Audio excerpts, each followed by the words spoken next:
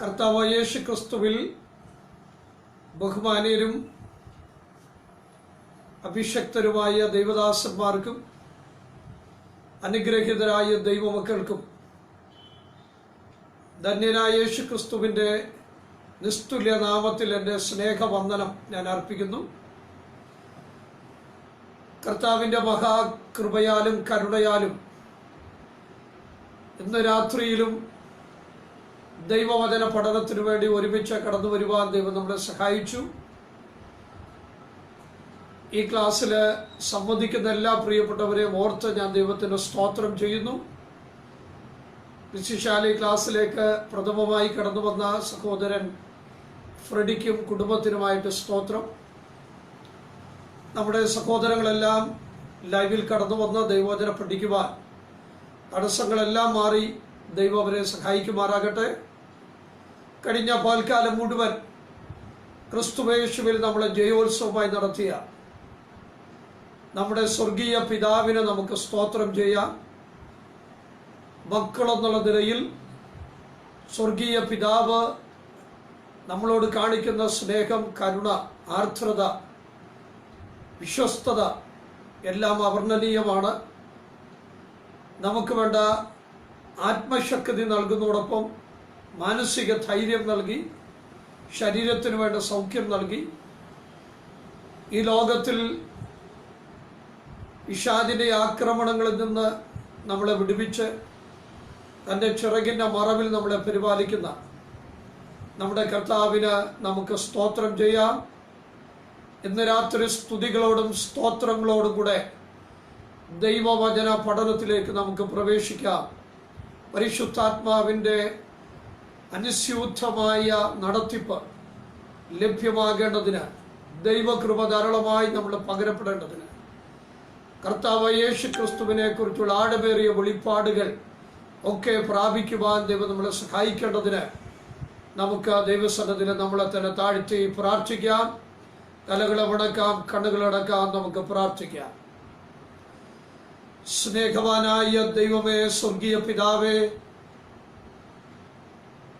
അങ്ങയുടെ വിശുദ്ധ പാദപീഠത്തിൽ കർത്താവ് യേശു ക്രിസ്തുവിൻ്റെ നാമത്തിൽ കൂടി വരാനുള്ള അവസരം ഞങ്ങൾക്ക് നൽകിയ സ്നേഹത്തിനായി സ്തോത്രം. കഴിഞ്ഞ പകലിൻ്റെ മണിക്കൂറുകളിൽ ഞങ്ങളായിരുന്ന സ്ഥാനങ്ങളിൽ അങ്ങ് സൂക്ഷിക്കുകയും പരിപാലിക്കുകയും ഞങ്ങളിലൂടെ അനേകരിലേക്ക് ദൈവകൃപ അങ്ങ് പകരുകയും ചെയ്ത സ്നേഹത്തിനായിട്ട് നന്ദി. കഴിഞ്ഞ ക്ലാസ്സുകളിലെല്ലാം തിരുസാന്നിധ്യത്താൽ, ദൈവവചനത്താൽ അങ്ങ് ഞങ്ങളെ നിറയ്ക്കുകയും അനുഗ്രഹിക്കുകയും ചെയ്തു. ഇന്ന് രാത്രിയിലും വലിയ ദൈവകൃപ ഞങ്ങളുടെ മേൽ പകരണമേ. ദൈവവചനം പഠിക്കുവാൻ കടന്നു വരുന്ന സഹോദരി സഹോദരന്മാരെ കുടുംബങ്ങളായി, തലമുറകളായി അങ്ങ് അനുഗ്രഹിക്കുകയും ആത്മാവിൽ ബലപ്പെടുത്തുകയും ഈ തലമുറയിൽ അങ്ങയുടെ മഹത്വത്തിനു വേണ്ടി നിലകൊള്ളുവാൻ നിങ്ങളുടെ മക്കളെ ശക്തീകരിക്കുകയും ചെയ്യണമേ എന്നങ്ങയോട് പ്രാർത്ഥിക്കുന്നു. പരിശുദ്ധാത്മാവിൽ ഞങ്ങളെ നയിക്കണമേ. ക്രിസ്തുയേശുവിൻ്റെ നാമത്തിൽ വിനയമായി പ്രാർത്ഥിക്കുന്നു. കേൾക്കണം സ്വർഗീയ നല്ല പിതാവേ. ആമേൻ. ആമേൻ. നിൻ വചനം ധ്യാനിക്കുമ്പോൾ ഹൃദയം ആശ്വസിക്കും. നിൻ വചനം ധ്യാനിക്കുമ്പോൾ ഹൃദയം ആശ്വസിക്കും. കൂരിരുളിൻ താഴ്വരയിൽ ദീപമഥാ നിൻമൊഴികൾ. കൂരിരുളിൻ താഴ്വരയിൽ ദീപമഥാ നിൻമൊഴികൾ. അവൻ നമുക്ക് ജീവൻ നൽകി ഒരുക്കിയല്ലോ വലിയ രക്ഷ ദൃഷ്ടികളാ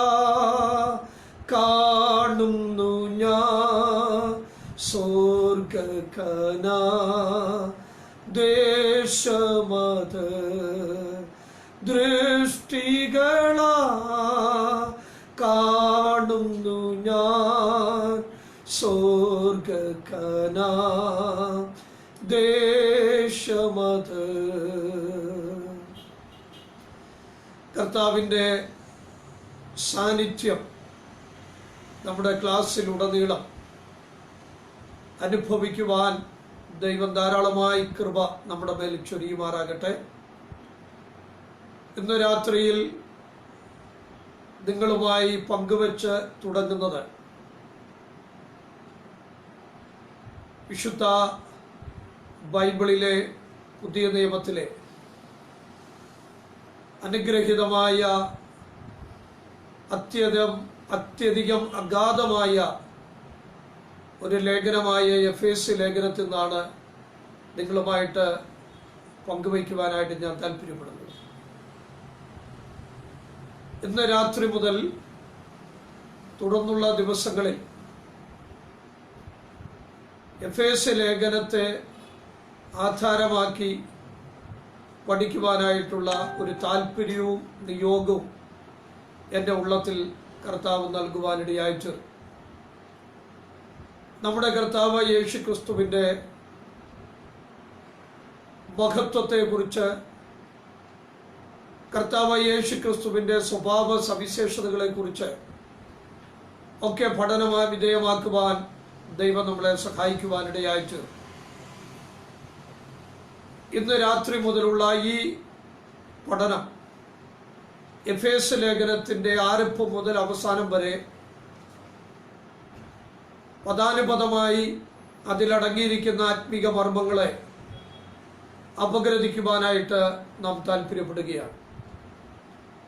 നമുക്കറിയാം, സത്യവേദ പുസ്തകത്തിലെ 66 പുസ്തകങ്ങളിൽ 39 പുസ്തകങ്ങൾ പഴയ നിയമത്തിലും 27 പുസ്തകങ്ങൾ പുതിയ നിയമത്തിലും അടക്കം ചെയ്യപ്പെട്ടിരിക്കുന്നു. പുതിയ നിയമത്തിലെ 27 പുസ്തകങ്ങളെ പ്രധാനമായിട്ട് 4 തിരിക്കുന്നുണ്ട്.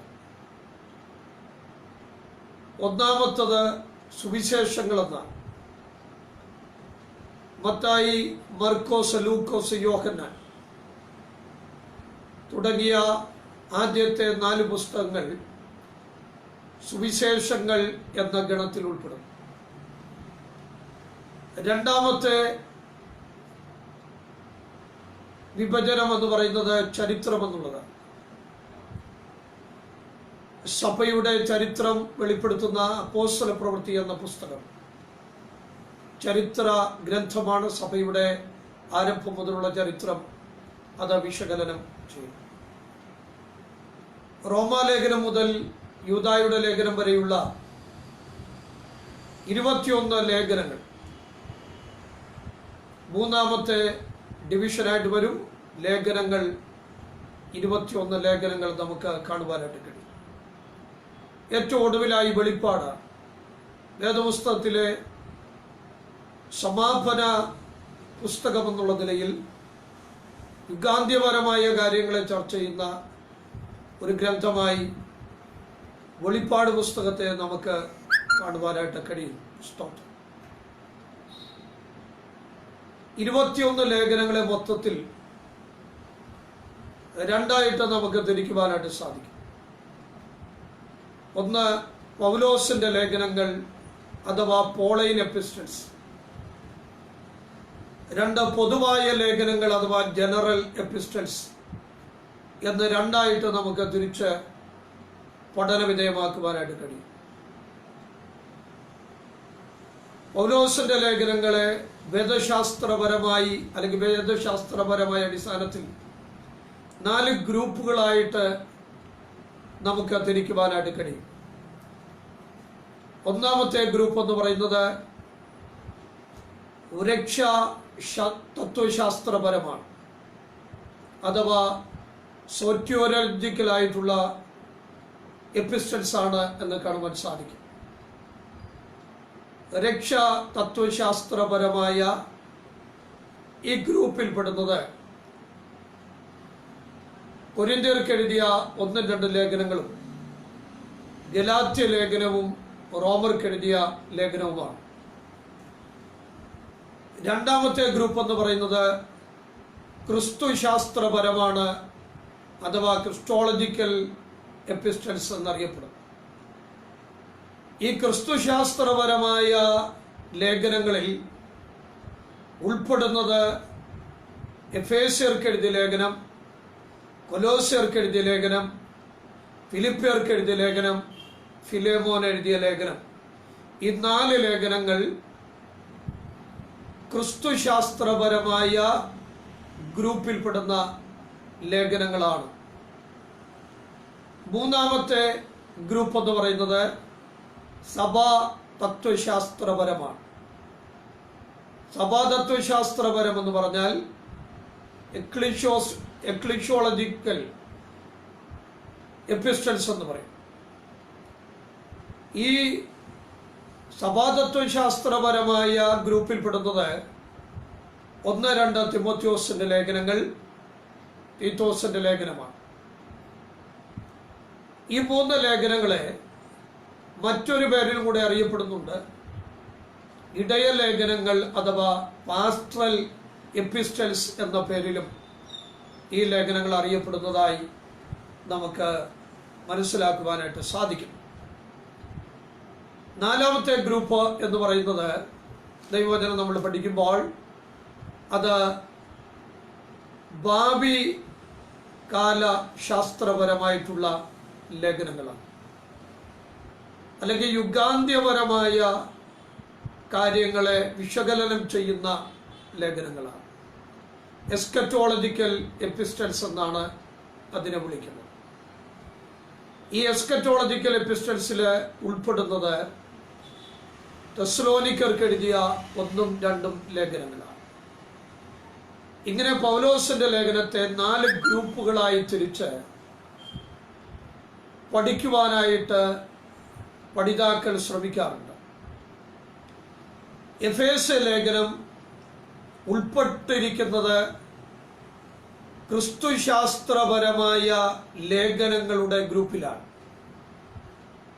അഥവാ ക്രിസ്റ്റോളജിക്കൽ എപ്പിസ്റ്റൽസിൽപ്പെട്ടതാണ് എഫേസ്യ ലേഖനം എന്ന് നമുക്ക് കാണുവാനായിട്ട് സാധിക്കും. ഈ ഗ്രൂപ്പിലെ മറ്റു ലേഖനങ്ങൾ ഞാൻ പറഞ്ഞു കഴിഞ്ഞു, ഒന്നുകൂടെ ആവർത്തിച്ചു പറയാം. കൊലോസ്യർക്ക് എഴുതിയ ലേഖനം, ഫിലിപ്പിയർക്ക് എഴുതിയ ലേഖനം, ഫിലോമോന്റെ ലേഖനം. ഈ 3 ലേഖനങ്ങളുടെ ആ ഗണത്തിൽ ഉൾപ്പെടുന്നതായിട്ട് നമുക്ക് കാണുവാനായിട്ട് സാധിക്കും.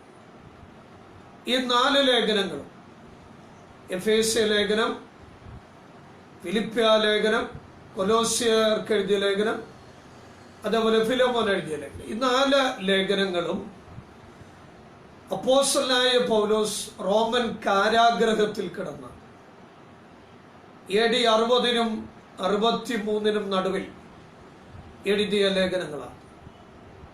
അപ്പൊ കാരാഗ്രഹത്തിൽ വെച്ച് എഴുതിയ ലേഖനങ്ങളായതുകൊണ്ട് ഈ ലേഖനങ്ങളെ കാരാഗ്രഹ ലേഖനങ്ങൾ എന്നറിയപ്പെടുന്നു, അഥവാ പ്രിസൺ എപ്പിസ്റ്റൽസ് എന്നാണ് ഈ ലേഖനങ്ങളെ അറിയപ്പെടുന്നത് എന്ന് കാണുവാൻ സാധിക്കും. ഒന്നുകൂടെ ഞാൻ പറയാം. എഫേസ്യർക്ക് എഴുതിയ ലേഖനം, ഫിലിപ്പിയർക്ക് എഴുതിയ ലേഖനം, കൊലോസ്യർക്ക് എഴുതിയ ലേഖനം, ഫിലേമോൻ എഴുതിയ ലേഖനം.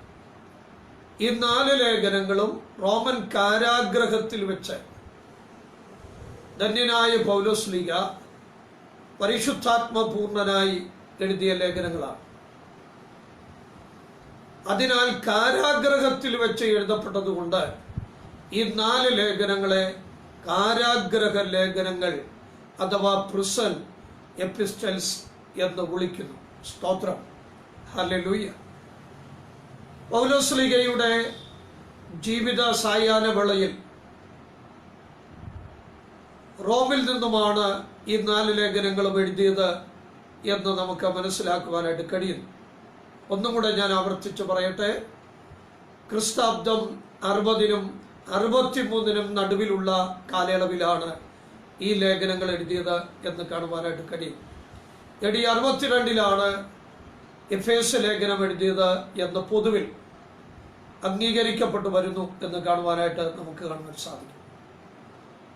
ലേഖനങ്ങളുടെ റാണി എന്ന ബഹുമാനത്തിന് അർഹമായ ഒരു ലേഖനമാണ് എഫേസ്യർക്ക് എഴുതിയ ലേഖനം എന്നുള്ളത്. സ്തോത്രം. ഈ ലേഖനത്തിലെ പ്രധാനപ്പെട്ട ചിന്താ വിഷയം, ഡോമിനന്റ് തോട്ട്, ഈ ലേഖനം എഴുതിയതിൻ്റെ പുറകിലുള്ള പ്രധാനപ്പെട്ട ആശയം എന്നുള്ളത് നാം ഈ ലേഖനം പഠന വിധേയമാക്കുമ്പോൾ നമുക്ക് മനസ്സിലാകും. സഭ ക്രിസ്തുവിൻ്റെ ശരീരമാകുന്നു എന്ന മാർമിക സത്യത്തെ വെളിപ്പെടുത്തുവാൻ വേണ്ടിയാണ് ഈ ലേഖനം എഴുതപ്പെട്ടത് എന്ന് നമുക്ക് കാണുവാനായിട്ട് കഴിയുകയാണ്. Church is the body of Christ. സഭ ക്രിസ്തുവിൻ്റെ ശരീരമാകുന്നു എന്ന വെളിപ്പാട്, ആ വെളിപ്പാടാണ് ഈ ലേഖനത്തിലൂടെ സംവേദനം ചെയ്യപ്പെടുന്നത്, ഈ ലേഖനത്തിലൂടെ പങ്കുവയ്ക്കപ്പെടുന്നത് എന്ന് നമുക്ക് മനസ്സിലാക്കുവാനായിട്ട് സാധിക്കുകയാണ്. സ്തോത്രം.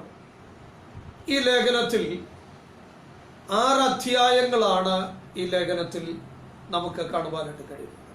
6 അധ്യായങ്ങളുണ്ട്. എഫേസ്യ ലേഖനത്തിൽ 6 അധ്യായങ്ങളുണ്ട്. 155 വാക്യങ്ങൾ ഈ ലേഖനത്തിൽ നമുക്ക് കാണുവാനായിട്ട് സാധിക്കും. സ്തോത്രം. ഓരോ അധ്യായങ്ങളിലും പ്രതിവാദം ചെയ്യുന്ന ആത്മീക സത്യത്തെ ഞാനൊന്ന് വരച്ചു കാട്ടുവാൻ താല്പര്യപ്പെടുന്നു. ദൈവസഭയുടെ മാഹാത്മ്യത്തെക്കുറിച്ച്, ദൈവസഭയുടെ വൈശിഷ്ട്യത്തെക്കുറിച്ച്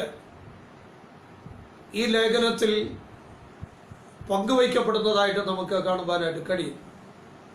കൊലോസ്യ ലേഖനത്തിൽ സഭയുടെ ശിരസ്സായ ക്രിസ്തുവിൻ്റെ മഹത്വത്തെ വർണ്ണിക്കുമ്പോൾ, എഫേസ്യ ലേഖനത്തിൽ ക്രിസ്തു ശിരസ്സായിരിക്കുന്ന സഭയാം ശരീരത്തിൻ്റെ മഹത്വത്തെ വെളിപ്പെടുത്തുകയാണ് ചെയ്യുന്നത് എന്ന് നമുക്ക് കാണുവാനായിട്ട് സാധിക്കുകയാണ്. സ്തോത്രം.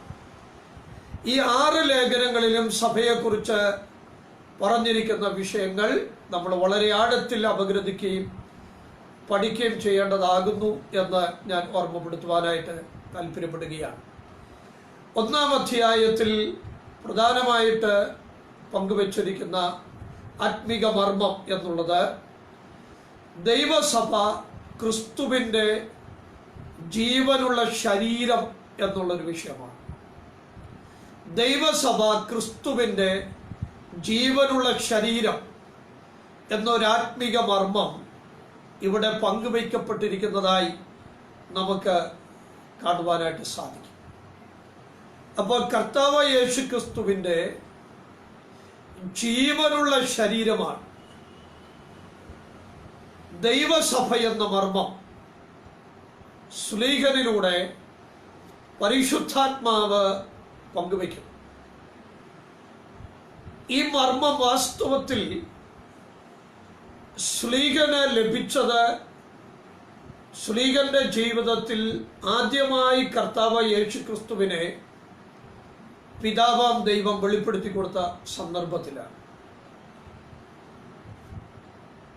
ദൈവം പുത്രനെ കുറിച്ച്, പിതാപുത്രനെ കുറിച്ച് വെളിപ്പാട് കൊടുത്തത് കൊണ്ടാണ് ഈ കർത്താവായ യേശു ക്രിസ്തുവിൻ്റെ അപ്പോസ്തലനായി താൻ തീർക്കപ്പെടുകയും കർത്താവ് ഏൽപ്പിച്ച മഹാദൗത്യം വളരെ തീഷ്ണതയോടുകൂടെ തൻ്റെ സമകാലികരായ പലരെക്കാളും മുൻപന്തിയിൽ നിന്ന് ഈ മഹനീയമായ ശുശ്രൂഷ, ഈ പ്രേക്ഷിത ദൗത്യം അനവധി രാജ്യങ്ങളിൽ, അനവധി സംസ്കാരങ്ങളുടെ നടുവിൽ, ഭാഷക്കാരുടെ നടുവിൽ, ചെറിയവരുടെയും വലിയവരുടെയും മുമ്പാകെ, രാജാക്കന്മാരുടെ മുമ്പാകെ ഒക്കെ ഈ വലിയ ദൗത്യം നിർവഹിക്കുവാൻ താൻ പ്രേരിതനാക്കപ്പെട്ടത് അതുകൊണ്ടാണ്. വാസ്തവത്തിൽ ആദ്യമായി ശ്ലീഹൻ സന്ദർശിക്കപ്പെടുന്നത് ദമസ്കോസിലേക്ക് പോകുന്ന വഴിയിലാണെന്നുള്ളത് ദൈവവചനം പഠിക്കുമ്പോൾ നമുക്ക് കാണാൻ സാധിക്കും. തൻ്റെ കർത്താവ് യേശുക്രിസ്തുവുമായിട്ടുള്ള എൻകൗണ്ടർ, ഏറ്റുമുട്ടൽ, അഭിമുഖമായിട്ടുള്ള ഏറ്റുമുട്ടൽ സംഭവിക്കപ്പെടുന്നത് അപ്പോസ്തല പ്രവൃത്തി 9-ാം അധ്യായത്തിൽ രേഖപ്പെടുത്തിയിട്ടുണ്ട്. ആ പ്രത്യേക സന്ദർഭത്തിൽ വാഹനമൃഗത്തിൽ സഞ്ചരിച്ചു കൊണ്ടിരുന്ന അദ്ദേഹം മൃഗത്തിൻ്റെ പുറത്തുനിന്ന് താഴെ വീഴുകയും വലിയൊരു പ്രകാശം തന്നെ ചുറ്റി മിന്നുകയും ആ പ്രകാശത്തിന്റെ നടുവിൽ കർത്താവ് വെളിപ്പെടുകയും ചെയ്തു. ആ സമയം താന് നിർഭയനായി വിളിച്ചു ചോദിക്കുന്ന ഒരു കാര്യമുണ്ട്: നീ ആരാകുന്നു കർത്താവേ? ആ ഒറ്റ സന്ദർശനത്തിൽ തന്നെ തനിക്ക് പ്രത്യക്ഷനായ വ്യക്തിയെ താൻ കർത്താവായിട്ട് അംഗീകരിക്കുവാനിടയായി.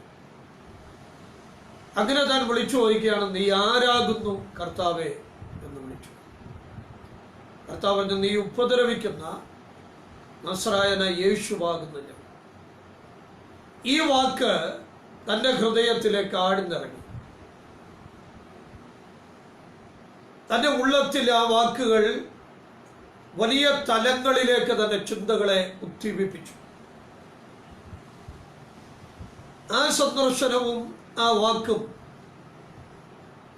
പിൽക്കാലത്ത് ലേഖനങ്ങൾ എഴുതിയപ്പോൾ, പിൽക്കാലത്ത് പ്രസംഗിച്ചപ്പോൾ, പഠിപ്പിച്ചപ്പോൾ ഞാൻ വളരെ ശക്തിയോടുകൂടെ പഠിപ്പിക്കുകയാണ്: church is the body of Christ.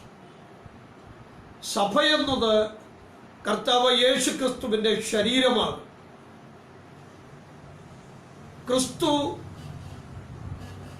ശിരസായിരിക്കുന്ന ശരീരമാണ് സഭയെന്ന വലിയ ആത്മീക മർമ്മം തനിക്ക് വെളിപ്പെടുന്നത് ആ പ്രത്യേക സന്ദർഭത്തിലാകുന്നു എന്ന് നമുക്ക് മനസ്സിലാക്കാനായിട്ട് സാധിക്കും. 1-ാം അധ്യായത്തിൽ കർത്താവ് യേശു ക്രിസ്തുവിന്റെ സഭയെ താൻ വെളിപ്പെടുത്തുന്നത്, സഭയെന്ന് പറയുന്ന ഒരു ജീവനുള്ള സഭയാണ്, ചലനാത്മകമായ സഭയാണ്. ലിവിംഗ് ചർച്ചിനെയാണ് വെളിപ്പെടുത്തുന്നത്. ഹല്ലേലൂയ. നമുക്കറിയാം, സഭ ഉടലെടുത്ത സമയം മുതൽ ഇന്നു വരെയും ചർച്ച് അത് ചലിച്ചുകൊണ്ടിരിക്കുന്നതാണ്. ആ ചലനം ഇന്നുവരെയും നിന്നു പോയിട്ടില്ല. ആ ചലനത്തെ കെടുത്തുവാൻ, ഇല്ലായ്മ ചെയ്യുവാനുള്ള ശ്രമങ്ങൾ പല ഭാഗത്തു നിന്നുണ്ടായിട്ടുണ്ട്. പിശാചിൽ നിന്നുണ്ടായിട്ടുണ്ട്, മാനുഷിക തലങ്ങളിൽ നിന്നൊക്കെ ഉണ്ടായിട്ടുണ്ട്. പക്ഷേ സഭയുടെ ഇതപര്യന്തമുള്ള ചരിത്രം നമ്മളെ പഠിപ്പിക്കുന്ന യാഥാർത്ഥ്യം എന്ന് പറയുന്നത്, ചർച്ച് എന്ന് പറയുന്നത് ലിവിംഗ് ചർച്ചാണ്, ജീവിച്ചുകൊണ്ടിരിക്കുന്ന ചർച്ച, ചലിക്കുന്ന ചർച്ച എന്ന് നമുക്ക് കാണുവാനായിട്ട് സാധിക്കും. അതാണ് എഫേസ്യ ലേഖനം 1-ാം അധ്യായത്തിൽ പഠിപ്പിക്കുന്ന പ്രധാനപ്പെട്ട ആശയം എന്നുള്ളത്. ദൈവസഭ ക്രിസ്തുവിന്റെ ജീവനുള്ള ശരീരം എന്ന മർമ്മം അവിടെ വെളിപ്പെടുത്താനായിട്ട് ശ്രമിക്കുന്നു. 2-ാം അധ്യായത്തിലേക്ക് വരുമ്പോൾ ദൈവസഭ ദൈവത്തിന്റെ ജീവനുള്ള മന്ദിരം എന്നവിടെ പറയുക. ലിവിംഗ് ടെമ്പിൾ ഓഫ് ഗോഡ്, ദൈവത്തിന്റെ ജീവനുള്ള മന്ദിരമാണ് സഭയെന്ന് അവിടെ പഠിപ്പിക്കുന്നു. ദൈവസഭയുടെ പണി ആരംഭം കുറിച്ച സമയം മുതൽ ഈ സഭയാ മന്ദിരം, അതിന്റെ പണി നിന്നുപോയിട്ടില്ല. അതിന്റെ പണി സജീവമായിട്ട് അത് തുടർന്നുകൊണ്ടിരിക്കുന്നതായി നമുക്ക് മനസ്സിലാക്കാൻ കഴിയും. അതിന്റെ പണി ഇങ്ങനെ സജീവമായിട്ട് അത് ക്രമാനുഗതമായിട്ട് അത് പുരോഗതിയിലേക്ക്, വളർച്ചയിലേക്ക് വന്നുകൊണ്ടിരിക്കുക. സ്തോത്രം. ഈ സഭയാ മന്ദിരം, അതിന്റെ പണി നിന്നുപോകാത്തത് എന്തുകൊണ്ടാണെന്ന് ചോദിച്ചാൽ, സ്തോത്രം, ഇത് പണിയുന്നവൻ ജീവനുള്ള കർത്താവാണ്. ഹല്ലേലൂയ. ഈ ജീവനുള്ള കർത്താവ് പണിയുന്ന സഭയായതുകൊണ്ട് ആ സഭയുടെ പണി ഇന്ന് വരെ നിന്ന് പോയിട്ടില്ല. ദൈവത്തിന്റെ മക്കളെ, സഭയാ മന്ദിരത്തിന്റെ പണിയെ തകർക്കുവാൻ നൂറ്റാണ്ടുകളുടെ ചരിത്രം നമ്മൾ പഠിക്കുമ്പോൾ സാമ്രാട്ടുകൾ എഴുന്നേറ്റ് വന്നിട്ടുണ്ട്, സാമ്രാജ്യങ്ങൾ എതിരായി നിന്നിട്ടുണ്ട്, ദാർശനികന്മാർ എതിരായി നിന്നിട്ടുണ്ട്, മതഗുരുക്കന്മാർ എതിരായി നിന്നിട്ടുണ്ട്. എന്തിനേറെ പറയുന്നു, ക്രൈസ്തവ ലോകം എന്ന് പേർ വിളിക്കപ്പെട്ടവർ തന്നെ ഈ ജീവനുള്ള സഭയുടെ പ്രവർത്തനത്തെ ഇല്ലാതാക്കുവാൻ ശക്തിയോടെ അവർ ശ്രമിച്ചിട്ടുണ്ട്. പക്ഷെ ആർക്കും ഇന്നവരെയും തകർക്കുവാനായി, നിർത്തുവാനായി കഴിയാതെ വണ്ണം, ഹല്ലേലൂയ, ഇതിന്റെ പണി ശക്തിയോടുകൂടെ ഇന്നും വളർന്നുകൊണ്ടിരിക്കുന്നു, പണിയപ്പെട്ടുകൊണ്ടിരിക്കുന്നു എന്ന് ഞാൻ ഓർമ്മപ്പെടുത്തുന്നു. ലോകത്തിലെ എല്ലാ രാജ്യങ്ങളിലും വിശ്വാസ പ്രഖ്യാപനത്തിനും വിശ്വാസം പ്രായോഗികമാക്കുവാനുമുള്ള സ്വാതന്ത്ര്യമില്ലല്ലോ. പല രാജ്യങ്ങളിലും കർത്താവിന്റെ മാർഗക്കാർ, ശിഷ്യന്മാർ പീഡിതവർഗമല്ലേ. പക്ഷെ ആ രാജ്യങ്ങളിൽ പോലും നിങ്ങൾ നോക്കിയാൽ സഭയുടെ വളർച്ച സ്വാതന്ത്ര്യമുള്ള രാജ്യങ്ങളെക്കാൾ കൂടുതലാണ് എന്ന് നമുക്ക് ചിന്തിക്കേണ്ടതായിട്ട് വരും. അങ്ങനെയുള്ള രാജ്യങ്ങളിലുള്ള വിശ്വാസ സമൂഹത്തെ നമ്മൾ പഠിച്ചാൽ അവർക്കുള്ള ആ സീൽ, ആ എരിവ് സ്വാതന്ത്ര്യമുള്ള രാജ്യങ്ങളിലുള്ളവർക്ക് പലപ്പോഴും കാണുവാനായിട്ട് സാധ്യമല്ല. ഹല്ലേലൂയ. അതൊരു യാഥാർത്ഥ്യം തന്നെയാണ്. എപ്പോഴെല്ലാം ദൈവസഭയ്ക്ക് ഞെരുക്കം ഉണ്ടായിട്ടുണ്ടോ, ബുദ്ധിമുട്ടുകൾ ഉണ്ടായിട്ടുണ്ടോ, അവിടെ എല്ലാം ദൈവപ്രവൃത്തിയും വളരെ ശക്തമായി വെളിപ്പെടുന്നുള്ളൊരു യാഥാർത്ഥ്യമാണ്. ഈ ലോക്ക്ഡൗണിന്റെ ഈ കാലഘട്ടത്തിൽ ഞാൻ ശുശ്രൂഷിക്കുന്ന സഭയ്ക്കകത്ത് തന്നെ വലിയ ആത്മീകമായ തലങ്ങൾ വെളിപ്പെട്ടു വരുന്നത് എനിക്ക് കാണുവാനായിട്ട് കഴിയും. ഈ ലോക്ക്ഡൗൺ കാലങ്ങളിൽ ദൈവത്തോട് സമയം ചെലവഴിക്കുന്ന, ദൈവവചനം കേൾക്കുവാനായി, പഠിക്കുവാനായി സമയം ചെലവഴിക്കുന്ന, കർത്താവിൻ്റെ ദാസനുമായിട്ട് കൂട്ടായ്മ ബന്ധം പുലർത്തുവാൻ ആഗ്രഹിക്കുന്ന, അങ്ങനെ പ്രാർത്ഥനയിൽ ആ ദൈവകൃപ വിട്ടുപോകാതെ നിലനിൽക്കുന്ന വ്യക്തികളെയും കുടുംബങ്ങളെയും ദൈവ സാന്നിധ്യം കൊണ്ടും ദൈവകൃപ കൊണ്ടും നിറയ്ക്കുന്നത് എനിക്ക് അനുഭവിക്കുവാനും മനസ്സിലാക്കുവാനും കഴിയുന്നു. ഞാൻ ഇന്നൊരു ഭവനത്തിൽ കടന്നു ചെന്നു. വലിയ സന്തോഷം തോന്നി. പ്രിയ കുടുംബത്തിലുള്ള സഹോദരനും സഹോദരിയും വളരെ സന്തോഷപൂർവ്വം എന്നോട് പറഞ്ഞു, അവര് പ്രാർത്ഥനയിലിരുന്നപ്പോൾ കർത്താവിൻ്റെ കഴിഞ്ഞ നാളുകളിൽ നടത്തിയ വിധങ്ങളെ കുറിച്ച് ധ്യാനിച്ച് പ്രാർത്ഥിച്ചുകൊണ്ടിരിക്കുമ്പോൾ വാത്സല്യമുള്ള സഹോദരി പരിശുദ്ധാത്മ സ്നാനം പ്രാപിച്ചു എങ്കിലും അത് വേണ്ടവണ്ണം പ്രയോജനപ്പെടുത്താൻ കഴിയാതിരിക്കുന്ന സാഹചര്യത്തിൽ ആത്മാവിൽ നിറഞ്ഞ് അന്യഭാഷകൾ സംസാരിക്കുവാനിടയായി. ഹല്ലേലൂയ. ഭവനത്തിലെ സഹോദരനോട് പറഞ്ഞത് എനിക്ക് വലിയൊരു അത്ഭുതമായി തോന്നി. സ്തോത്രം. ദൈവത്തിന്റെ മക്കളെ, ഒരു കാര്യം വളരെ വ്യക്തമായിട്ട് എനിക്കറിയാം.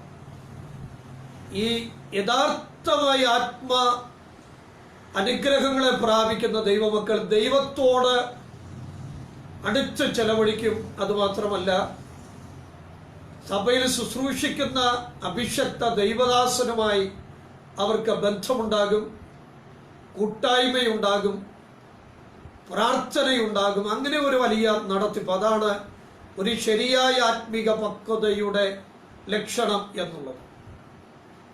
യഥാർത്ഥമായ ആത്മീക പക്വതയുടെ ലക്ഷണം അതാണ്. അങ്ങനെയുള്ളവരെ ഒന്നും ദൈവം കൈവിടുകയില്ല. അത് ഞാൻ ഉറപ്പായി നിങ്ങളുമായിട്ട് പങ്കുവയ്ക്കട്ടെ. Praise the Lord. ഇവിടെ നമ്മൾ ചിന്തിച്ചു വരുന്നത് എഫേസ്യ ലേഖനം 2-ാം അധ്യായത്തിൽ പറയുന്നത് ദൈവസഭ ദൈവത്തിൻ്റെ ജീവനുള്ള മന്ദിരമാണ്. ഹല്ലേലൂയ. ആ മന്ദിരത്തിൻ്റെ പണി ക്രമാനുഗതമായി പുരോഗതി പ്രാപിച്ചുകൊണ്ടിരിക്കുകയാണ്. കാലാകാലങ്ങളിൽ ആ മന്ദിരത്തിൻ്റെ കല്ലുകളായി തീരുവാൻ ദൈവം നമുക്കും ഭാഗ്യം നൽകിയതോർത്ത് ദൈവത്തിന് നന്ദി പറയുന്നവരായി നമുക്ക് മാറണം. എപ്പോഴും നിങ്ങളുടെ അധരങ്ങളിൽ സ്തോത്രം സൂക്ഷിക്കുന്നവരായിട്ട് നിങ്ങൾ മാറണം കേട്ടോ. ദൈവത്തോട് നന്ദി പറയുന്നവരായി മാറണം. ദൈവം നിങ്ങൾക്ക് നൽകിയിരിക്കുന്ന പദവി അത്ര വലിയ പദവിയാണ് എന്ന് ഞാൻ ഓർമ്മപ്പെടുത്തട്ടെ. സ്തോത്രം. എഫേസ്യ ലേഖനത്തിന്റെ 3-ാം അധ്യായത്തിലേക്ക് വരുമ്പോൾ ദൈവസഭ ദൈവത്തിന്റെ തിരുഹൃദയത്തിൽ മറഞ്ഞു കിടന്ന മർമ്മമായിട്ട് അവിടെ പറയുന്നു. ദൈവഹൃദയത്തിൽ മറഞ്ഞു കിടന്ന മർമ്മമായിട്ടാണ് എഫേസ്യ ലേഖനം 3-ാം അധ്യായത്തിൽ ദൈവസഭയെ കുറിച്ച് പറഞ്ഞിരിക്കുന്നത്. സ്തോത്രം. ഹല്ലേലൂയ. നമ്മൾ എഫേസ്യ ലേഖനത്തിലെ 3-ാം അധ്യായം പഠിക്കുമ്പോൾ ആ കാര്യങ്ങൾ വളരെ വിശദമായി നമുക്ക് പഠിക്കുവാനും മനസ്സിലാക്കുവാനുമായിട്ട് കഴിയും. ദൈവഹൃദയത്തിൽ മറഞ്ഞു കിടന്ന മർമ്മം. എന്നാൽ സമയമായപ്പോൾ കാലസമ്പൂർണതയിൽ ആ ദൈവിക മർമ്മം മനുഷ്യർക്ക് വെളിപ്പെട്ടു വരുവാനിടയായി. ഇൻവിസിബിളായത് അത് വിസിബിളായിട്ട് വെളിപ്പെട്ടു വരുന്നതായി നമുക്ക് കാണുവാനായിട്ട് കഴിയുകയാണ്. സ്തോത്രം. ഹല്ലേലൂയ. 4-ാം അധ്യായം പഠിപ്പിക്കുന്ന വിഷയം എന്നുള്ളത് ദൈവസഭ ഒരു പുതു മനുഷ്യൻ എന്ന ഒരു ആത്മീക മർമ്മമാണ് അവിടെ പഠിപ്പിക്കുന്നത്. സഭ എന്നുള്ളത് പുതിയ മനുഷ്യനാണ്, ഒരു പുതിയ മനുഷ്യനാണ് എന്നുള്ള ആത്മീക മർമ്മം എഫേസ്യർക്ക് എഴുതിയ ലേഖനം 4-ാം അധ്യായത്തിൽ പ്രധാനമായിട്ട് ചർച്ച ചെയ്തിരിക്കുന്നതായി നമുക്ക് കാണുവാനായിട്ട് സാധിക്കും. എഫേസ്യ ലേഖനം 5-ാം അധ്യായത്തിലേക്ക് വരുമ്പോൾ ദൈവസഭ ക്രിസ്തുവിന്റെ മണവാട്ടി എന്ന മർമ്മമാണ് എഫേസ്യ ലേഖനം 5-ാം അധ്യായത്തിൽ പങ്കുവയ്ക്കുന്ന യാഥാർത്ഥ്യം എന്നുള്ളത്. എഫേസ്യ ലേഖനം 6-ാം അധ്യായത്തിലേക്ക് വരുമ്പോൾ ദൈവസഭ പോർക്കളത്തിൽ സർവായുധധാരിയായി നിൽക്കുന്ന ഒരു പടയാളിയായിട്ട് വെളിപ്പെടുത്തിയിരിക്കുന്നു. വാസ്തവത്തിൽ ദൈവസഭ ഈ ഭൂമിയിൽ പോർക്കളത്തിലാണ്, ബാറ്റിൽ ഫീൽഡിലാണ് നിൽക്കുന്നത്. ബാറ്റിൽ ഫീൽഡിൽ നിൽക്കുന്ന ഒരു പടയാളി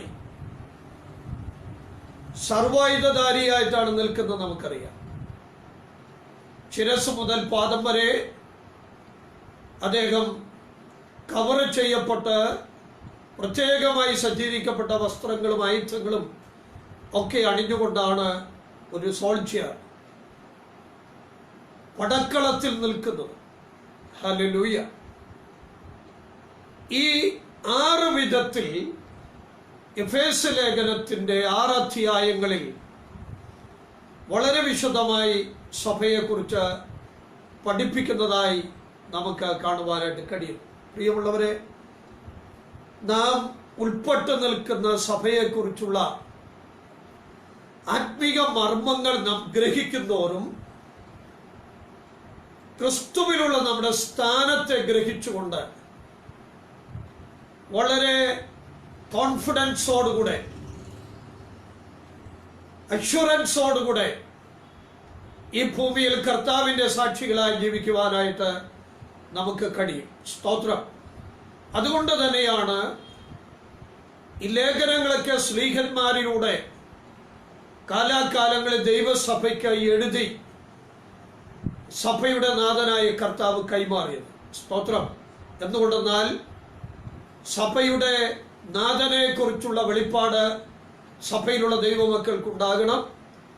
അതുമാത്രമല്ല, സഭയെക്കുറിച്ചുള്ള വെളിപ്പാട് ഓരോ വ്യക്തികളും ക്രിസ്തുവിൽ ആരായിരിക്കുന്നു എന്നുള്ള വെളിപ്പാട് ഒക്കെ ഉണ്ടാകേണ്ടത് ആവശ്യമാണ്. ഈ വക്രതയും കോട്ടമുള്ള ഈ തലമുറയിൽ, ദോഷമുള്ള വ്യഭിചാരമുള്ള തലമുറയിൽ, ദൈനംദിനം ധാർമ്മികമായി അധപ്പതിക്കുന്ന ഈ തലമുറയിൽ, നമ്മൾ ചിന്തിക്കുന്നതിനേക്കാളും നശിച്ചുകൊണ്ടിരിക്കുന്ന ഈ തലമുറയിൽ കർത്താവ് യേശു ക്രിസ്തുവിൻ്റെ സാക്ഷികളായി ദൈവനാമ മഹത്വത്തിനു വേണ്ടി ജീവിക്കണമെങ്കിൽ തിരുവെഴുത്തുകളിൽ വെളിപ്പെട്ടിരിക്കുന്ന വെളിപ്പാടുകൾ പരിശുദ്ധാത്മാവിനാൽ പ്രകാശിപ്പിക്കപ്പെട്ട് കിട്ടുന്നത് ആവശ്യമാണ്. ആ പ്രകാശനങ്ങളിൽ മാത്രമേ നമുക്ക് ദൈവിക വെളിപ്പാടുകൾ സംശീകരിക്കുവാനും ആ വെളിപ്പാടുകൾക്കനുസൃതമായി ചിന്തിക്കുവാൻ, പ്രവർത്തിക്കുവാനായിട്ട് നമുക്ക് കഴിയുകയുള്ളൂ എന്നുള്ള കാര്യം ആമുഖമായിട്ട് നിങ്ങളെ ഓർമ്മപ്പെടുത്തുവാൻ ഞാൻ താല്പര്യപ്പെടുകയാണ്. സ്തോത്രം. എഫേസ്യ ലേഖനം 1-ാം അധ്യായത്തിലേക്ക് നമ്മുടെ ചിന്തയെ കൊണ്ടുവരുവാനായിട്ട് താല്പര്യപ്പെടുന്നു. ഹല്ലേലൂയ. വാസ്തവത്തിൽ ലേഖനങ്ങൾ എന്നുള്ളത് കർത്താവ് യേശു ക്രിസ്തു പറഞ്ഞത് അതിൻ്റെ വിശദീകരണങ്ങളാണ് ലേഖനങ്ങൾ. കർത്താവ് യേശു ക്രിസ്തു പറഞ്ഞ കാര്യങ്ങളെ ഒന്നും കൂടെ നമുക്ക് വിശദീകരിച്ചു തരും. അതിൻ്റെ മാർമിക തലങ്ങളെ വിശദീകരിച്ചു തരും. ലേഖനങ്ങൾ ദൈവസഭയുടെ അംഗങ്ങളായിരിക്കുന്ന ഓരോ ദൈവമക്കളും പഠിക്കുകയും മനസ്സിലാക്കുകയും ഒക്കെ ചെയ്യേണ്ടത് ഈ കാലഘട്ടത്തിലല്ല എക്കാലഘട്ടത്തിലും അത് ആവശ്യമാണ് എന്ന് ഞാൻ ഓർമ്മപ്പെടുത്തുന്നു. സ്തോത്രം. നമ്മൾ എഫേസ്യ ലേഖനം അതിൻ്റെ 1-ാം അധ്യായം 1-2 വാക്യങ്ങൾ വായിക്കുവാനായിട്ട് താല്പര്യപ്പെടും. എഫേസ്യ ലേഖനം 1-ാം അധ്യായം 1-2 വാക്യങ്ങൾ. Ephesians chapter 1 verses 1 and 2. ദൈവേഷ്ടത്താൽ ക്രിസ്തുയേശുവിൻ്റെ അപ്പോസ്തലനായ പൗലോസ് എഫെസോസിലുള്ള വിശുദ്ധന്മാരും ക്രിസ്തുയേശുവിൽ വിശ്വാസികളുമായവർക്ക് എഴുതുന്നത്, നമ്മുടെ പിതാവായ ദൈവത്തിങ്കൽ നിന്നും കർത്താവ് യേശു ക്രിസ്തുവിങ്കൽ നിന്നും നിങ്ങൾക്ക് കൃപയും സമാധാനവും ഉണ്ടാകട്ടെ. ഇംഗ്ലീഷ് ഭാഷയിലും കൂടെ അതൊന്ന് വായിക്കണം. Paul, an apostle of Christ Jesus, by the will of God, to the saints who are in Ephesus and are faithful in Christ Jesus, grace to you and peace from God, our Father, and the Lord Jesus Christ. ഈ ലേഖനം തുടങ്ങുന്നത് തന്നെ ദൈവ ഇഷ്ടത്താൽ എന്ന് പറഞ്ഞുകൊണ്ടാണ്. ഇതിൻ്റെ ആദ്യത്തെ sentence പറയുന്നത് ദൈവ ഇഷ്ടത്താൽ ക്രിസ്തുയേശുവിൻ്റെ അപ്പോസ്തലനായ പൗലോസ് എന്ന് പറഞ്ഞുകൊണ്ടാണ് ഈ ലേഖനം ആരംഭിക്കുന്നത്. Paul, an apostle of Christ Jesus by the will of God, ദൈവ ഇഷ്ടത്താൽ എന്ന് പറഞ്ഞ ഇത് തുടങ്ങി. ഈ ദൈവ ഇഷ്ടത്താൽ എന്നുള്ള വാക്ക് ഈ ലേഖനത്തിൻ്റെ പ്രഥമമായി താൻ ഉപയോഗിക്കുവാനുള്ള കാരണം, താൻ ക്രിസ്തുയേശുവിൻ്റെ അപ്പോസ്തലനായി ഇരിക്കുന്നതിൻ്റെ ദൈവികമായ ഉറവിടത്തെയും അധികാരത്തെയും വെളിപ്പെടുത്തുവാൻ വേണ്ടിയാണ് ആ പ്രയോഗം അപ്രകാരം നമുക്ക് കാണുവാനായിട്ട് സാധിക്കും. സ്തോത്രം. ഹല്ലേലൂയ. അതാണ് നമുക്കിവിടെ മനസ്സിലാക്കുവാനായിട്ട് സാധിക്കുന്നത്. സ്തോത്രം. ഈ ലേഖനം നമ്മൾ പഠിച്ചു വരുമ്പോൾ അപ്പോസ്തലിക കാലഘട്ടത്തിൽ സാധാരണയായി കത്തുകൾ അടക്കുമ്പോൾ ഉപയോഗിച്ചു കൊണ്ടിരുന്ന അഭിവാദന ശൈലി തന്നെയാണ് പൗലോസും പിന്തുടരുന്നത്. ആ റൈറ്റിംഗ് സ്റ്റൈലാണ് പൗലോസും പിന്തുടരുന്നത് എന്ന് നമുക്ക് കാണുവാനായിട്ട് സാധിക്കും. ആർക്കെഴുതുന്നു എന്ന് വെളിപ്പെടുത്തിയ ശേഷം അഭിവാദനം അഥവാ ഗ്രീറ്റിംഗ്സ് നൽകിയാണ് പതിവ്. അപ്പോൾ അപ്പോസ്തലിക കാലഘട്ടത്തിൽ നിലനിന്നിരുന്ന letter writing style, epistle writing style, അതേ എഴുത്ത ശൈലിയാണ് ശ്ലീഹനും ഉപയോഗിച്ചിരിക്കുന്നത് എന്ന് നമുക്ക് കാണുവാനായിട്ട് സാധിക്കും. ഉദാഹരണമായിട്ട് അപ്പോസ്തല പ്രവൃത്തി 23-ാം അധ്യായം 26-ാമത്തെ വാക്യം ഒന്ന് കാണിച്ചു തരുവാനായിട്ട് താല്പര്യപ്പെടുകയാണ്. 23-ാം അധ്യായം അതിൻ്റെ 26-ാമത്തെ വാക്യം. ധന്യനായ പൗലോസിനെ യെരൂശലേമിൽ വെച്ച് അറസ്റ്റ് ചെയ്തതിനു ശേഷം ക്ലൗദിയോസ് ലൂസിയാസ് രാജശ്രീ ഫെലിക്സ് എന്ന ദേശാധിപതിക്ക് പൗലോസിനെ വിസ്തരിക്കുവാൻ വേണ്ടി കൈമാറുന്ന സമയം പൗലോസിനെ അറസ്റ്റ് ചെയ്ത ശതാധിപൻ ദേശാധിപതിക്ക് എഴുതുന്ന കത്താണ് ഈ 23-ാം അധ്യായത്തിൽ 26 മുതലുള്ള വാക്യങ്ങളിൽ നമുക്ക് കാണുവാനായിട്ട് സാധിക്കുന്നു. ആ കത്തിൽ താൻ തുടങ്ങുന്നത് ഇപ്രകാരമാണ്: ക്ലൗദിയോസ് ലൂസിയാസ് രാജശ്രീ ഫെലിക്സ് ദേശാധിപതിക്ക് വന്നു. ശതാധിപൻ ആർക്ക് എഴുതുന്നു എന്ന് വെളിപ്പെടുത്തിയതിനു ശേഷം വന്ദനം പറഞ്ഞുകൊണ്ട് ആ ലേഖനത്തിൽ പറയുവാൻ ഉദ്ദേശിക്കുന്ന വിഷയങ്ങൾ പറയുന്നതായി നമുക്ക് കാണുവാനായിട്ട് സാധിക്കും. ഇതേ രീതിയാണ് പൗലോസും തൻ്റെ ലേഖനങ്ങളിൽ എഴുതുവാനായിട്ട് ഉപയോഗിച്ചിരിക്കുന്നത് എന്ന് നമുക്ക് കാണുവാനായിട്ട് സാധിക്കും. എന്നാൽ അപ്പോൾ തന്നെ പൗലോസ്ലീഹ ഒരു അപ്പോസ്തലൻ എന്നുള്ള നിലയിൽ, ഒരു ക്രിസ്തീയ മാർഗക്കാരൻ എന്നുള്ള നിലയിൽ, ക്രിസ്തുവിനെ അനുധാവനം ചെയ്യുന്ന ഒരു വ്യക്തി എന്നുള്ള നിലയിൽ തൻ്റെതായ ചില വീക്ഷണങ്ങളും പദപ്രയോഗങ്ങളും ഈ വന്ദനത്തിൽ തന്നെ തിരികെ ചേർക്കുന്നതായിട്ടും നമുക്ക് കാണുവാനായിട്ട് സാധിക്കുക. സ്തോത്രം. ക്രിസ്തീയമായ ആശയങ്ങൾ ഉൾക്കൊള്ളിച്ചുകൊണ്ട് ഈ വന്ദനത്തെ, അല്ലെങ്കിൽ ആ കാലഘട്ടത്തിൽ നിലനിന്ന റൈറ്റിംഗ് സ്റ്റൈലിനെ ഒന്നും കൂടെ വിപുലീകരിക്കുന്നതായിട്ട് നമുക്ക് കാണുവാനായിട്ട് സാധിക്കും. സ്തോത്രം. അപ്പോൾ തന്നെ നിങ്ങൾ മനസ്സിലാക്കണം, ഓരോ ലേഖനങ്ങളും താൻ എഴുതുമ്പോൾ തുടങ്ങുന്നത് ഏകദേശം ഒരേ ശൈലിയിലായിരിക്കുമ്പോൾ തന്നെ ആർക്ക് വേണ്ടി എഴുതുന്നോ അവരോട് ബന്ധപ്പെട്ട് അനുയോജ്യമായ വിധം വ്യത്യാസങ്ങൾ വരുത്തുന്നതായും നമുക്ക് ലേഖനത്തിൽ കാണുവാനായിട്ട് സാധിക്കുന്നുണ്ട്. ഉദാഹരണമായിട്ട് റോമാലേഖനം, ഗലാത്യ ലേഖനം, ഫിലോമോന്റെ ലേഖനങ്ങൾ നമ്മൾ വായിക്കുമ്പോൾ നമുക്ക് കാണുവാനായിട്ട് സാധിക്കുന്നു. അല്പസ്വല്പമായ വ്യത്യാസങ്ങൾ അവിടെ വരുത്തുവാനായിട്ട് താൻ ശ്രമിക്കുന്നു. ഉദാഹരണമായിട്ട് റോമാലേഖനം 1:1 പ്രകാരം കാണുന്നു: ദൈവം തന്റെ പുത്രനും നമ്മുടെ കർത്താവായ യേശു ക്രിസ്തുവിനെ കുറിച്ച് വിശുദ്ധരേഖകളിൽ തന്റെ പ്രവാചകന്മാർ മുഖാന്തരം മുൻകൂട്ടി വാഗ്ദത്തം ചെയ്ത സുവിശേഷത്തിനായി വേർതിരിച്ച് വിളിക്കപ്പെട്ട അപ്പോസ്തലൻ യേശുക്രിസ്തുവിന്റെ ദാസനുമായ പൗലോസ്, റോമയിൽ ദൈവത്തിന് പ്രിയരും വിളിക്കപ്പെട്ട വിശുദ്ധന്മാരും എല്ലാവർക്കും എഴുതുന്നു. നോക്കണേ, ആ ലേഖനത്തിൽ പറയുന്ന വ്യത്യസ്തത നിങ്ങൾക്ക് കാണുവാനായിട്ട് സാധിക്കും. അതേപോലെ ഗലാത്യർക്ക് എഴുതിയ ലേഖനത്തിൽ നിങ്ങൾ വായിക്കുമ്പോൾ അവിടെ നിങ്ങൾക്ക് കാണുവാൻ സാധിക്കുക. പൊതുവായിട്ടുള്ള ഒരു ശൈലി അവലംബിക്കുമ്പോൾ തന്നെ ഓരോ ലേഖനം എഴുതുമ്പോഴും ആ ലേഖനത്തിന് അനുയോജ്യമായ രീതിയിലുള്ള വ്യത്യാസങ്ങൾ തൻ്റെ ലേഖനത്തിൽ അതിന് എഴുതുവാനായിട്ട് ശ്രമിക്കുന്നു എന്നാണ് കാണുവാൻ സാധിക്കുന്നത്.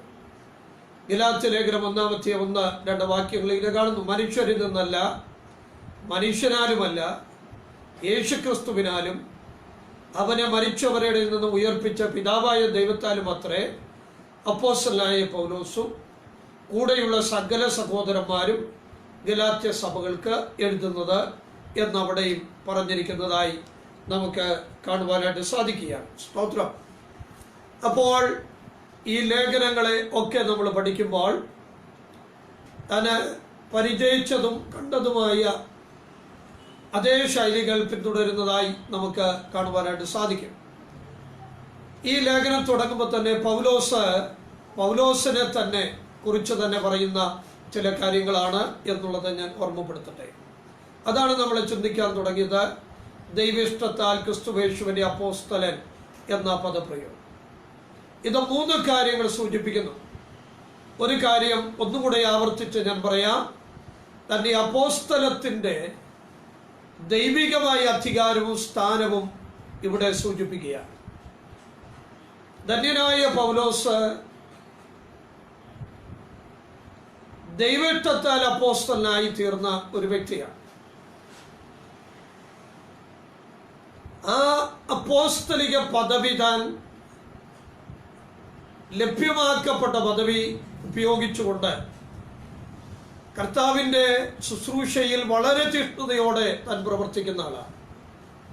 തന്നിലൂടെ അപ്പോസ്തലികമായ ശുശ്രൂഷകൾ അനർഗളമായി പ്രവഹിച്ചിരുന്നു എന്നുള്ളത് നമുക്ക് വേദപുസ്തകം വായിക്കുകയും പഠിക്കുകയൊക്കെ ചെയ്യുമ്പോൾ നമുക്ക് മനസ്സിലാക്കാൻ കഴിയും. ഇങ്ങനെ അതിശക്തമായി ദൈവത്താൽ ഉപയോഗിക്കപ്പെട്ട അപ്പോസ്തലനായിരിക്കെ അദ്ദേഹത്തിന്റെ അപ്പോസ്തലത്വത്തെ കുറിച്ച് വിമർശനാത്മകപരമായി പറഞ്ഞവരും നിഷേധിച്ചവരും പരിഹസിച്ചവരും ഒക്കെ ധാരാളമായി അപ്പോസ്തലന്റെ സമകാലികരായിട്ടുണ്ടായിരുന്നു എന്നുള്ളത് നമുക്ക് ലേഖനങ്ങളിലൂടെ മനസ്സിലാക്കാനായിട്ട് സാധിക്കും. വളരെ അവഗണിച്ചുകൊണ്ട് തൻ്റെ അപ്പോസ്തലികത്വത്തെ ചോദ്യം ചെയ്തവരുണ്ടായിരുന്നു.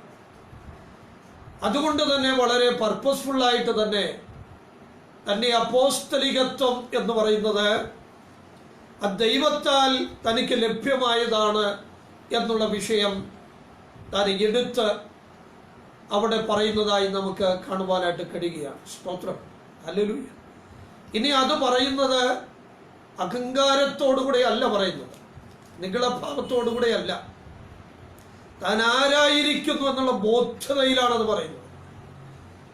അങ്ങനെ പറയുന്ന ആ പ്രസ്താവനയെ ദൈവം ഇഷ്ടപ്പെടുന്നു എന്ന് തന്നെയാണ് മനസ്സിലാക്കുവാനായിട്ട് സാധിക്കുന്നത്. ദൈവം ഒരു വ്യക്തിക്ക് ഒരു പദവി കൊടുത്തിട്ടുണ്ടെങ്കിൽ അത് തിരിച്ചറിയുന്ന വ്യക്തി ആ പദവി താഴ്മയോടുകൂടെ മറ്റുള്ളവരെ മുമ്പാകെ വെളിപ്പെടുത്തുന്നത് ദൈവം ഇഷ്ടപ്പെടുന്നു എന്നുള്ളത് ദൈവവചനത്തിൽ നമുക്ക് കാണുവാൻ സാധിക്കും. ഹല്ലേലൂയ. അതാണ് ഇവിടെ അപ്പോസ്തലനായ പൗലോസ് ദൈവ ഇഷ്ടത്താൽ ക്രിസ്തുവേശുവിന്റെ അപ്പോസ്തലനായ പൗലോസ് എന്ന് പറഞ്ഞ് തന്നെ പരിചയപ്പെടുത്തുന്നു. ഈ ലേഖനം തുടങ്ങുന്നതായി കാണുവാൻ സാധിക്കും. അതുകൊണ്ട് തന്നെ തന്നിലൂടെ എഴുതപ്പെടുന്നത് ആധികാരികമാണ്, അതോറിറ്റേറ്റീവാണ്. മാനുഷികമായ കുറെ ചിന്തകളുടെ കസർത്തല്ല താൻ നടത്താൻ പോകുന്നു. മറിച്ച് ദൈവം തനിക്ക് വെളിപ്പെടുത്തി കൊടുക്കുന്ന വെളിപ്പാടുകളാണ് താൻ പങ്കുവയ്ക്കുന്നത്. അതാണ് ഇവിടെ താൻ വെളിപ്പെടുത്താനായിട്ട് ശ്രമിക്കുന്നത്. സ്തോത്രം, ഹല്ലേലൂയ. അങ്ങനെ ആ ഒരു ബോധ്യത തനിക്കുണ്ട്, വളരെ ആഴമേറിയ ബോധ്യതയുണ്ട്. ദൈവത്തിന്റെ മക്കളെ, ഒരു കാര്യം ഇവിടെ ഞാൻ ഊന്നി പറയുന്നു. നിങ്ങൾ ക്രിസ്തുവിൽ ആരാകുന്നു എന്നുള്ളത് നിങ്ങൾക്ക് ശക്തമായി ബോധ്യമുണ്ടാകണം. നിങ്ങളെ മറ്റുള്ളവർ അംഗീകരിച്ചു പറയുന്നതിന് മുമ്പ് നിങ്ങൾ ക്രിസ്തുവിൽ ആരായിരിക്കുന്നു എന്നുള്ള ഉറപ്പ് നിങ്ങൾക്കുണ്ടാകണം എന്ന് ഞാൻ ഓർമ്മപ്പെടുത്തും. ഹല്ലേലൂയ. ആ ഒരു ബോധ്യതയില്ലെങ്കിൽ നിങ്ങൾക്കെതിരെ കടന്നു വരുന്ന വിമർശനങ്ങൾ, നിന്ദകൾ, ആക്ഷേപങ്ങൾ, ഗഴ്ത്തലുകൾ, നിങ്ങൾക്കെതിരെ കടന്നു വരുന്ന പ്രശ്നങ്ങൾ, അതിലൊക്കെ നിങ്ങൾ തളർന്നു പോകുവാനിടയാകും, ക്ഷണിച്ചു പോകുവാനിടയാകും. എന്നാൽ നിങ്ങൾ ക്രിസ്തുവിൽ ആരാകുന്നു എന്ന ബോധ്യതയുണ്ടെങ്കിൽ നിങ്ങൾക്കെതിരെ വരുന്ന ഏത് വിഷയത്തെയും നിങ്ങൾക്ക് അതിജീവിക്കുവാനായി കഴിയും എന്നുള്ളത് ഞാൻ ഓർമ്മപ്പെടും. ഒന്നും കൂടെ പറയട്ടെ, മറ്റാരും നിങ്ങളെ അംഗീകരിക്കുന്നതിന് മുമ്പ് നിങ്ങളെ തന്നെ ക്രിസ്തുവിൽ ആരായിരിക്കുന്നു തിരിച്ചറിഞ്ഞ് അംഗീകരിക്കുന്ന ഒരു വ്യക്തിയായിട്ട് നിങ്ങൾ മാറും. നിങ്ങളുടെ അപ്പോസ്തലികത്തെക്കുറിച്ച്, നിങ്ങൾക്ക് ദൈവം നൽകിയ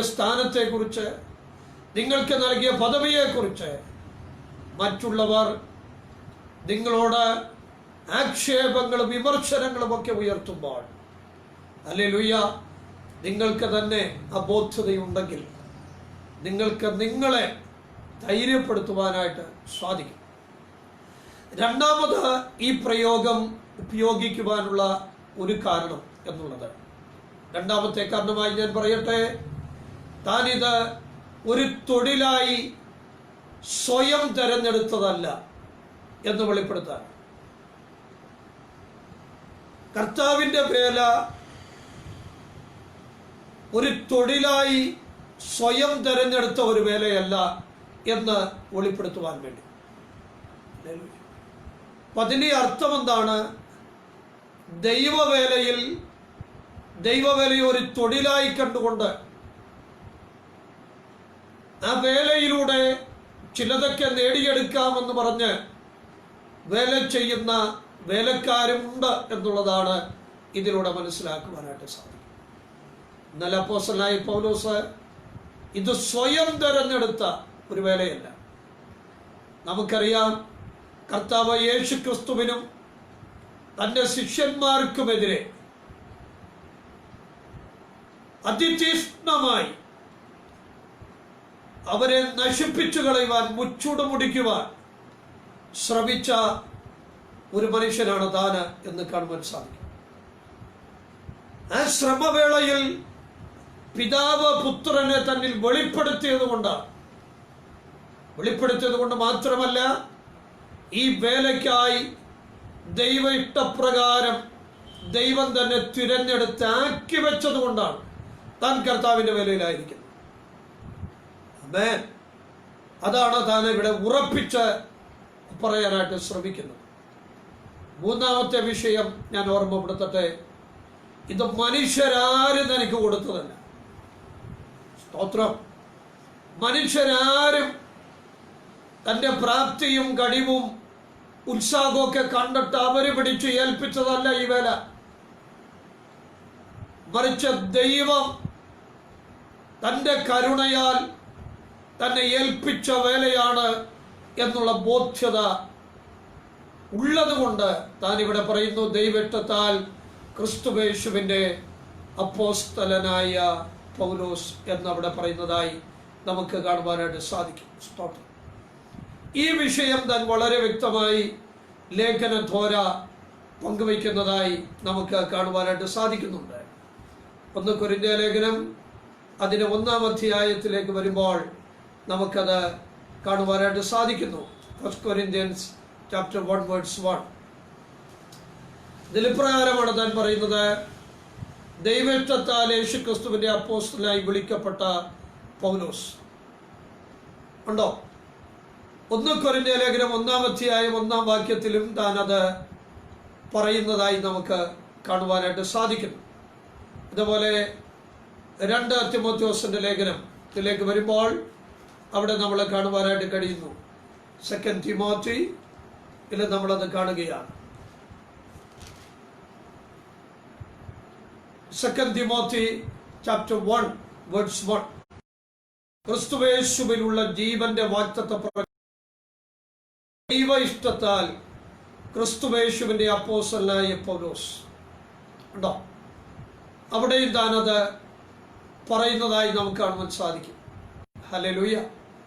ഓരോ ലേഖനങ്ങളിൽ താനത് വിശദീകരിക്കുവാനായിട്ട് ശ്രമിക്കുന്നതായി നമുക്ക് കാണുവാൻ സാധിക്കും. അപ്പോസ്തലനായ പൗലോസ് ദൈവേഷ്ടത്താലും, പിന്നെ അടുത്തത് ദിവ്യ വിളി അനുസരിച്ച് അപ്പോസ്തലനായ ആളാണ്. റോമാലേഖനം 1-ാം അധ്യായം അതിൻ്റെ 2-ാമത്തെ വാക്യത്തിൽ അത് പരാമർശിക്കുന്നതായി നമുക്ക് കാണുവാൻ സാധിക്കും. താൻ അവിടെ പറയുന്നത് 1 മുതലുള്ള വാക്യം വായിക്കുമ്പോൾ അത് കാണാൻ സാധിക്കും. ദൈവം തൻ്റെ പുത്രനും നമ്മുടെ കർത്താവ് യേശു ക്രിസ്തുവിനെ കുറിച്ച് വിശുദ്ധ രേഖകളിൽ തൻ്റെ പ്രവാചകന്മാർ മുഖാന്തരം മുമ്പുകൂട്ടി വാഗ്ദത്തം ചെയ്ത സുവിശേഷത്തിനായി വേർതിരിച്ച് വിളിക്കപ്പെട്ട അപ്പോസ്തലൻ യേശു ക്രിസ്തുവിൻ്റെ ദാസനുമായ, അപ്പോൾ ദിവ്യവിളിയാൽ വിളിക്കപ്പെട്ടവനാണ് താനെന്ന് അവിടെ സൂചിപ്പിക്കുന്നതായി നമുക്ക് കാണുവാനായിട്ട് സാധിക്കും. 1 Timothy chapter 1 verse 1. 1 തിമോത്തിയോസ് 1:1 നമുക്ക് ഇപ്രകാരം കാണുവാനായിട്ട് കഴിയുകയാണ്. അതിൽ രേഖപ്പെടുത്തിയിരിക്കുന്ന വിഷയം ഞാനൊന്ന് വായിച്ച് കേൾപ്പിക്കാം. 1 തിമോഥെയോസ് 1:1 ഇങ്ങനെ പറയുന്നു: നമ്മുടെ രക്ഷിതാവായ ദൈവത്തിൻ്റെയും നമ്മുടെ പ്രത്യാശയായ ക്രിസ്തുവേശുവിൻ്റെ കൽപ്പന പ്രകാരം ക്രിസ്തുവേശുവിൻ്റെ അപ്പോസ്തലനായ പൗലോസ് എഴുതുന്നത്. അപ്പോൾ ഇവിടെ എന്താ കാണുന്നത്? കർത്താവ് യേശു ക്രിസ്തുവിൻ്റെ കൽപ്പന പ്രകാരം താൻ അപ്പോസ്തലനായി തീർന്നതാണ്. ദൈവ ഇഷ്ടപ്രകാരം ദിവ്യമായ വിളിയാൽ കർത്താവിൻ്റെ കൽപ്പനയാൽ ആ കൽപ്പന പ്രകാരം താൻ അപ്പോസ്തലനായി എന്ന് കാണുവാനായിട്ട് നമുക്ക് സാധിക്കുന്നു. ഞാൻ വേഗത്തിൽ ആ കാര്യങ്ങൾ പറഞ്ഞ് നമുക്ക് അവസാനിപ്പിക്കാം. 1 കൊരിന്ത്യ ലേഖനം 15-ാം അധ്യായം അതിൻ്റെ 9-ാമത്തെ വാക്യത്തിൽ ശ്ലീഹൻ പറയുന്ന ആ പ്രയോഗം വളരെ വളരെ ചിന്തനീയമാണ്. താൻ അവിടെ പറയുന്നതായി നമുക്ക് കാണുവാൻ സാധിക്കും. 1 Corinthians chapter 15 അതിൽ പറയുന്ന വാക്ക് ഇപ്രകാരമാണ് താൻ പറയുന്നത്. 9-ാമത്തെ വാക്യം ഇങ്ങനെ പറയുന്നു: ഞാൻ അപ്പോസ്തലന്മാരിൽ ഏറ്റവും ചെറിയവനല്ല, ദൈവസഭയെ ഉപദ്രവിച്ചതിനാൽ അപ്പോസ്തലൻ എന്ന പേരിനും യോഗ്യനുമല്ല. എങ്കിലും ഞാൻ ആകുന്ന ദൈവകൃപയാലാകുന്നു, എന്നോടുള്ള അവൻ്റെ കൃപ വ്യർത്ഥമായതുമില്ല എന്ന് താൻ പറയുന്നതായി കാണുവാനായിട്ട് സാധിക്കും. അപ്പൊ ദൈവസഭയെ ഉപദ്രവിച്ചു കൊണ്ടിരിക്കുന്ന വേളയിൽ ദൈവത്തിൻ്റെ കരുണയാൽ ദൈവം തന്നെ കണ്ട് വിളിച്ച് വേർതിരിച്ച് ഈ സ്ഥാനത്ത് തന്നെ ആക്കി വെച്ചു എന്നാണ് ദൈവവചനം നമ്മളെ പഠിപ്പിക്കുന്നത്. അപ്പോസ്തലപ്രവൃത്തി 9:15, 1 തിമോഥെയോസിന്റെ ലേഖനം 1-ാം അധ്യായം 12 മുതൽ 16 വരെയുള്ള വാക്യങ്ങൾ. അതിൻ്റെ വിശുദ്ധീകരണത്തിലേക്ക് പോകാൻ നമുക്ക് സമയമില്ല. എന്നാൽ ഇത് നമ്മൾ കണ്ടിന്യൂ ചെയ്യും. തിങ്കളാഴ്ച കർത്താവിൻ്റെ വരവ് താമസിച്ചാൽ നമ്മൾ തുടർമാനമായി എഫേസ്യർക്ക് എഴുതിയ ലേഖനം പഠന വിധേയമാക്കി മാറ്റും. അത് നിങ്ങളുടെ ആധ്യാത്മിക പരിപോഷണത്തിന്, ആത്മിക വളർച്ചയ്ക്ക്, വിശ്വാസ വർധനവിന്, കർത്താവിനുള്ള സ്നേഹത്തിൻ്റെ വർധനവിന്, പ്രത്യാശയുടെ പുതുക്കത്തിന് എല്ലാം അത് കാരണമായി തീരുമെന്നുള്ളതിന് യാതൊരു സംശയം ആ കാര്യത്തിലില്ല. ഇന്ന് രാത്രിയിൽ നമ്മൾ എഫേസ്യ ലേഖനം പഠിക്കുവാൻ വേണ്ടി ആരംഭം കുറിച്ചു. അത് നിങ്ങൾ മറ്റുള്ളവരുമായി പങ്കുവയ്ക്കുക. എഫേസ്യ ലേഖനം ക്രമീകൃതമായി പഠിക്കുവാൻ നിങ്ങൾക്ക് കഴിയുമെന്ന് മറ്റുള്ളവരുമായി പങ്കുവയ്ക്കുകയും ഇത് നിങ്ങൾ മറ്റുള്ളവർക്ക് ഷെയർ ചെയ്ത് കൊടുക്കുകയും കൂടെ ചെയ്യുവാനായിട്ട് നിങ്ങൾ ഉത്സാഹിക്കണം എന്ന് ഞാൻ ഓർമ്മപ്പെടുത്തുന്നു. എന്തിനു വേണ്ടിയാണെന്ന് ചോദിച്ചാൽ അനേകർക്ക് ഒരു ആത്മീക വളർച്ചയ്ക്ക് വേണ്ടിയാണ്, അനുഗ്രഹത്തിന് വേണ്ടിയാണ്. ചില മണിക്കൂറുകൾ തന്നെ ദൈവസന്നിധിയിലിരുന്ന് പ്രാർത്ഥിച്ചു, ദൈവവചനം ധ്യാനിച്ചു, ഒരുക്കിയും ഒക്കെ ക്ലാസ് എടുക്കുമ്പോൾ അത് അനേകർക്ക് പ്രയോജനകരമായി തീരട്ടെ. അതുകൊണ്ട് ഈ ക്ലാസ്സിൽ വന്ന് അറ്റൻഡ് ചെയ്യുന്ന എല്ലാ പ്രിയപ്പെട്ടവരെയും നിങ്ങൾ മറ്റുള്ളവർക്ക് അത് ഷെയർ ചെയ്ത് കൊടുക്കുവാൻ ഞാൻ ഒരിക്കൽ കൂടെ ഓർമ്മപ്പെടുത്തുന്നു. അതുപോലെ എഫേസ്യ ലേഖന പഠനം ആരംഭിച്ചു എന്നും കൂടെ മറ്റുള്ളവർക്ക് പറഞ്ഞു കൊടുക്കുവാനായിട്ട് ഞാൻ നിങ്ങളെ ഓർമ്മപ്പെടുത്തുകയാണ്. കർത്താവ് നിങ്ങളെ അനുഗ്രഹിക്കട്ടെ. നമ്മുടെ തലകളെ മടക്കി നമുക്ക് പ്രാർത്ഥിക്കാം. സ്നേഹവാനും പരിശുദ്ധനുമായ സ്വർഗീയ പിതാവേ, ഇന്ന് രാത്രിയിൽ അങ്ങയുടെ വചനം പഠിക്കുവാനുള്ള കൃപ ഞങ്ങളുടെ മേൽ പകർന്നു. ദൈവ സാന്നിധ്യം കൊണ്ട് ഞങ്ങളെ നിറച്ചു. ദൈവവചനത്താൽ ഞങ്ങളെ ബലപ്പെടുത്തി. ഇന്ന് രാത്രി ദൈവവചനം പഠിച്ച ദൈവമക്കളുടെ മനുഷ്യൻ ബലപ്പെടട്ടെ. മാനസികമായി അവർ ധൈര്യമുള്ളവരാകട്ടെ, ശാരീരികമായി സൗഖ്യമുള്ളവരാകട്ടെ, വ്യക്തിപരവും കുടുംബപരമായും ജീവിതം അനുഗ്രഹിക്കപ്പെടട്ടെ. അവരുടെ ജോലി മേഖലകൾ, ഔദ്യോഗിക തലങ്ങളെല്ലാം അനുഗ്രഹിക്കപ്പെടട്ടെ. കർത്താവ്, അനേകർക്ക് നിന്റെ കുഞ്ഞുങ്ങൾ ഒരു അനുഗ്രഹമായി പരിലസിക്കട്ടെ. അങ്ങയുടെ മഹത്വത്തിനായി അവർ പ്രക്ഷോഭിക്കട്ടെ. ധാരാളം കൃപ കൊണ്ട് അവരെ നിറയ്ക്കണം. ഏതെങ്കിലും പ്രിയപ്പെട്ടവർക്ക് ഏതെങ്കിലും വിഷയത്താൽ ഭാരപ്പെടുന്നെങ്കിൽ ഈ പ്രാർത്ഥനാ സമയം നിന്റെ കുഞ്ഞുങ്ങൾ വിശ്വാസത്താൽ അർപ്പിക്കുന്ന വിഷയത്തിന് മേൽ അങ്ങയുടെ കരുണ വെളിപ്പെടുത്തണം. അങ്ങയുടെ അഭിഷക്തന്റെ മുഖം കടാക്ഷിച്ച് അങ്ങയുടെ മക്കളുടെ മേൽ അങ്ങയുടെ മനസ്സലിവും കരുണയും ചൊരിയണമെന്ന് താഴ്മയോടെ പ്രാർത്ഥിക്കുന്നു. ധാരാളം കൃപ കൊണ്ട് നിറച്ചാട്ട്. നാളെ കർത്താവിൻ്റെ വരവ് താമസിച്ച ഞായറാഴ്ച പകൽക്കാലം ഭവനങ്ങളിൽ ഞങ്ങളുടെ കുടുംബങ്ങളായി ദൈവത്തെ ആരാധിക്കുവാൻ, കടന്നു വരുന്ന ദൈവമക്കളുമായി ചേർന്നൊക്കെ ആരാധിക്കുവാൻ ദൈവം ഞങ്ങളെ സഹായിക്കുകയും ബലപ്പെടുത്തുകയും ചെയ്യണം. സകല മഹത്വവും പുകഴ്ചയും കർത്താവിന് അർപ്പിക്കുന്നു. ക്രിസ്തുയേശുവിന്റെ നാമത്തിൽ വിനയമായി പ്രാർത്ഥിക്കുന്നു. കേൾക്കണം സ്വർഗീയ നല്ല പിതാവേ, ആമേൻ. ദൈവം നിങ്ങളെ ധാരാളമായിട്ട് മാനിക്കട്ടെ. നാളെ ഞായറാഴ്ചയാണല്ലോ. ഞായറാഴ്ച പകൽക്കാലം പതിവായിട്ട് നിങ്ങൾ ചെയ്യുന്നത് പോലെ ഭവനങ്ങളിൽ കൂടിയിരുന്ന് കർത്താവിനെ ആരാധിക്കൂ. 9:30 മണിയാകുമ്പോൾ കുടുംബമായി ഞങ്ങൾ പാടുകയും പ്രാർത്ഥിക്കുകയും ദൈവവചന ശുശ്രൂഷയിലും കടന്നു വരുവാൻ താല്പര്യപ്പെടുന്നു. ഞങ്ങളോട് ചേർന്ന് ആരാധനയിൽ ഭാഗവാക്കാകുവാൻ ആഗ്രഹിക്കുന്ന എല്ലാ പ്രിയപ്പെട്ടവരെയും ഞങ്ങൾ കർത്താവിൻ്റെ നാമത്തിൽ ക്ഷണിക്കുന്നു. ദൈവം നിങ്ങളെ ധാരാളമായി അനുഗ്രഹിക്കട്ടെ. തിങ്കളാഴ്ച വൈകിട്ട് 7:30 മണിക്ക് ബൈബിൾ സ്റ്റഡി തുടരും. God bless you. ആമേൻ.